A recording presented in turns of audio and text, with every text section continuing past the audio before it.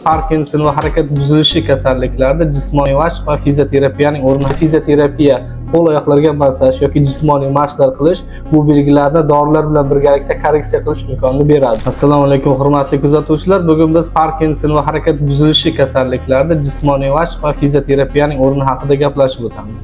Parkinson umuman harakat buzilishi kasalliklarida jismoniy tarbiya yoki fizioterapiya nima uchun kerak? Biz bilamizki, Parkinson bu harakat buzilishi kasalligi hisoblanadi. Bunda mushaklar qotishi, rigidlik, tremor, kam harakatlilik, bradykineziya, mayda-mayda qadamlar bilan yurish bo'ladi. Bu belgilarni dorilar yordamida biz nazorat qilishimiz mumkin. Lekin bundan tashqari fizioterapiya, qo'l oyoqlarga massaj yoki jismoniy mashqlar qilish bu belgilarni dorilar bilan birgalikda korreksiya qilish imkonini beradi. Shuning uchun bemorlar BS operatsiyasidan oldingi yoki undan keyingi holatda ham jismoniy mashqlarni to'laqonli ravishda davom ettirishlari talab qilinadi. Parkinson kasalligiga uchragan bemorlarda biz birinchi ko'rikda yoki operatsiya qilinganda yoki operatsiya qilinmagan taqdirda ham doimiy ravishda jismoniy mashqlarni tavsiya etib boramiz.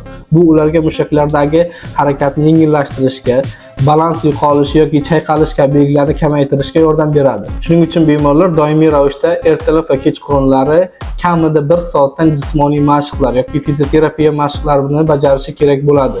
Shunda biz mushaklar rigidligini kamaytiramiz, muvozanatni saqlashga yordam beramiz.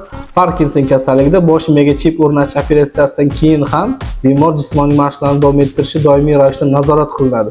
Chunki chip qo'yilgan taqdirda ham bemorda harakatida o'zgarishlar bo'lishi mumkin. Shuning uchun biz bemorlarga doimiy ravishda fizioterapiya mashqlarini o'rgatib boramiz va bu bilan biz kasallikning belgilarini yanada yaxshilash imkoniyatiga ega bo'lamiz. Shuning uchun doimiy ravishda nafaqat operatsiyadan oldin yoki operatsiyadan keyin yoki umuman operatsiya bo'lmagan taqdirda ham bemorlar doimiy ravishda jismoniy mashqlar bilan shug'ullanib yurishi tavsiya etiladi.